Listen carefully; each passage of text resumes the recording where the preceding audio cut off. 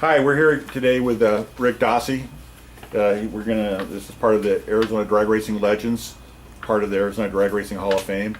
And we're talking about people, their history and their love for the drag racing and what got them involved and their stories and their takeaways. And we'll start with Rick today. Rick's from where are you from? Chandler, Arizona. Chandler. Mm-hmm. How long you lived in Chandler? My whole life. Couldn't I hear you're moving? I'm moving to Maricopa, so Well, that's a long ways 15 away. minutes Well, good for you. That's a big change. You're finally going to do it. So So leave town. you were. When did you first realize that you had an affliction to cars? Well, my brother actually got me involved in it. He's a little older than I am, and he was friends with Mr. Barnes over here. And the first time I saw Yule, I was probably 11 years old, and he had a new 56 Chevy that had the 2 4-barrels on it from the factory. And I didn't know what a carburetor was, but I thought if one's good, two got to be better. and I loved that car he had, and I always watched him race it. And about that time, they started the Chandler drag strip, and my brother was involved in the club that had that, and Yule was in it, and Jackie Schneff, and Jimmy Miller, and people like that. And they let me drive the street sweeper at the drag strip. Here I was 11, 12 years old. Did you have low ET in the street sweeper? Oh, yeah. And I run up and down that strip 5 million times each week. And then I'd get off of it and they'd run the cars. And if they made a mess, I'd go sweep it up with that little sweeper like a grocery store. Well, high tech back then. It was. And I met a lot of good people and a lot of guys. What year would this been? 58, Okay. 1958. And then from there they started drag strip at Deer Valley. And I went up there, of course, and Yule was involved in it, and Jackie Schnepp. All the same people were involved in it, and that's where I met Larry Steiniger and Albert Ishenbaugh, Dean Turk. Howard came over. They brought their car over. I remember one time Chrisman and Cannon were there, brought 2 cars. Patrick and Ferry out of Tucson had a good car, and it crashed real bad out there and hurt Ray Ferry real bad. And Speed Sport, of course, was there with the old Roadster, the noisy one. And I met all those guys, and they all treated me just like I was one of the guys, you know. And I was only 12, 13 years old. Johnny Loper was always good to me, Jim Stewart. And I remember at Beeline, Stewart ran around with these 2 big brothers. They were twin, or not twins, they were big, burly guys, Dick and Paul Vowell. Big beards on them, and they were iron workers, and they were big and bully, and I was scared to death of them. And I remember my brother told me, stay away from those guys, they're crazy. And Stewart was running with him. So I always thought, well, Stewart was crazy too, but he wasn't. He always treated me real well. But they all drank like fish, and they drank more than these guys. Yeah. Impossible. They did. And anyway, they always treated me real well. Stewart always did. Anytime you needed something, he was there. Larry Steiniger, whatever you need, we have it. Dean Turk, Glenn Brown, Charlie Brown, all that bunch. They're all treated me real well just because I was just a kid. And they were all, adults. And Glenn, then he started driving Yule's car, and that's where the Arrow came in, because Glenn was definitely a full throttle guy on a small block. You don't have to worry about him putting in with the gas. He'd give it a lot of gas. But then when Finley and everybody came around, they didn't give it quite all the gas. That's where the Arrow came in. And we kidded Finley one time that Yule put a bungee cord up there, and he would reach over at the start line. He'd pull the Arrow over and hook it, and then look at Finley and then say, "Okay, go." And the whole time it's wide open.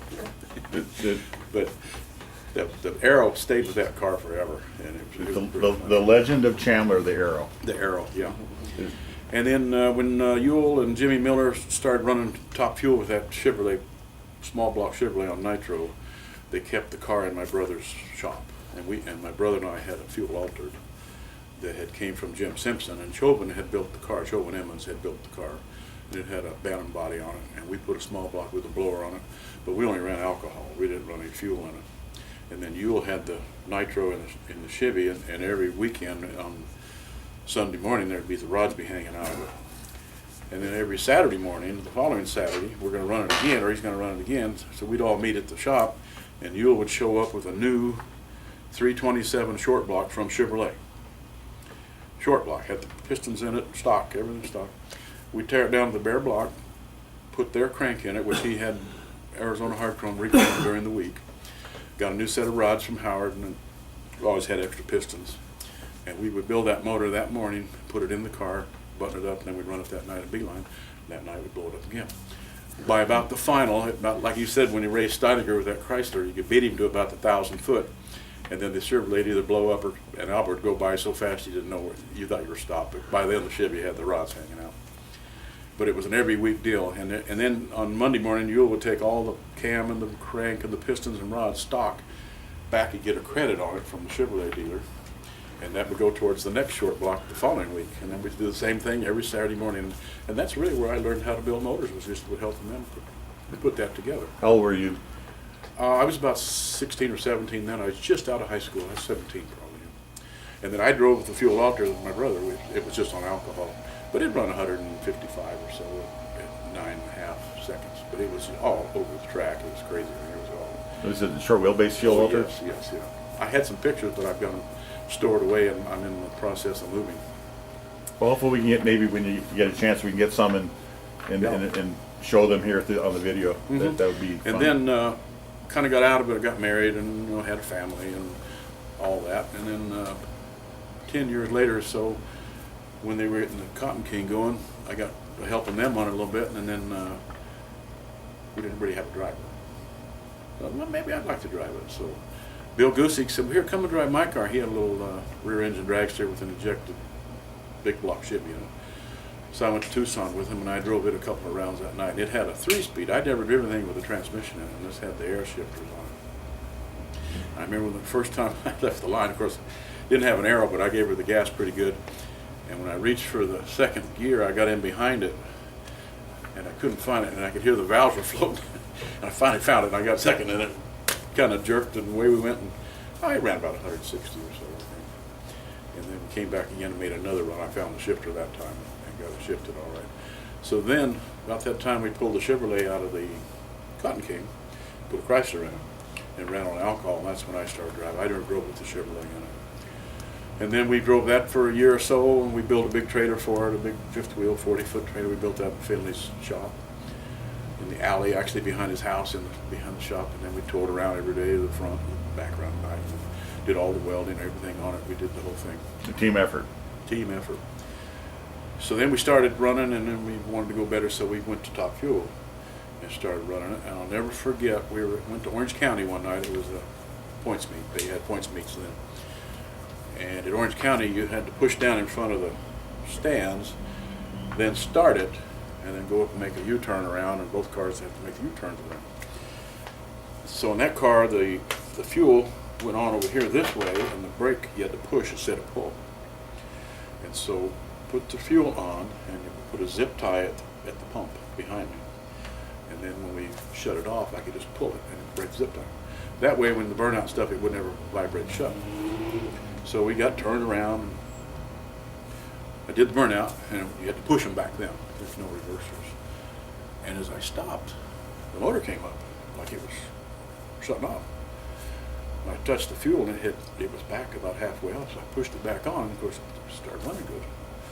So I moved a little bit. But by the time Mike got there to the cars, he would guide it with the steering wheel. I just took my hands off the wheel and just used the brake. And I moved it. He looked at it, he moved it, and I'm thinking, do something, you know. We're gonna make a run here. And they're pushing me back. And we got back to the starting line and did a dry hop or something, and he would go. Because I figure if I leave the line, it'll shut off, blow the blower off of it. So normally, I drove with my left hand and was on the brake, and then would shift. We only have 2 speeds, shift at one time, but by then you're almost at the end, and I just get the parachute. I never took the left hand. So here I sit at the line, I'm holding both, nothing on the steering wheel. And I'm staged. I'm like, uh-oh, what do I do? So and so when I left the line, then I had to quickly grab. And it messed me all up because I'm trying to hold this one in, and I put my right hand to steer it, and all over the track and everything. What in the world? But it made it and got qualified. Got down to the end, I said, Finley, I cussed him good. What the hell? Why did you fix it? What was I going to do? He said, the truck's about 100 yards down there where the zip ties are in the truck. And he said, I couldn't So- run down there and back. And the zip tie popped off, or It broke Yeah. in the burnout. Yeah. Yeah, so we made it work. Got qualified. But that was one of our stories. Another time we went to Colorado, to Colorado Springs, and it was 8th mile track.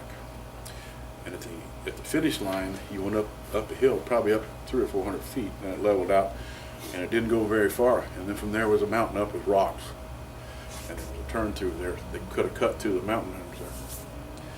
So we never had really good brakes ever on any of the cars they had, like Barry was talking. And when I left the starting line, it blew the gasket out of the back of the manifold. And it was just a yellow or green fog of oil coming out. And I didn't know I was driving. So when I got to the end, I hit the chute. It hit the chute, and hit the chute, and I couldn't ever feel it hit. So I got on the brakes hard, and there was nothing.